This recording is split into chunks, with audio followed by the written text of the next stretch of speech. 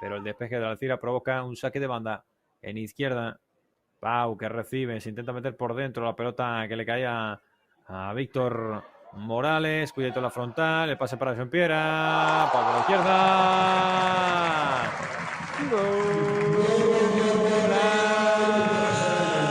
Golazo del Tarrasa. Lo intentó en la jugada previa. Está asfixiando a la Alcira desde el primer minuto de partido. 13 le bastaron al equipo de Chus Trujillo para ponerse por delante en el Olympic, en su casa, en su estadio. Espacios para subir la banda y adueñarse de...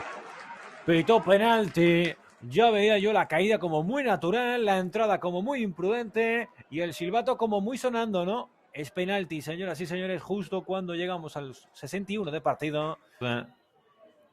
De Aloqui el colegiado, va a lanzar con pierna zurda. ¡Gol! El Tarrasa.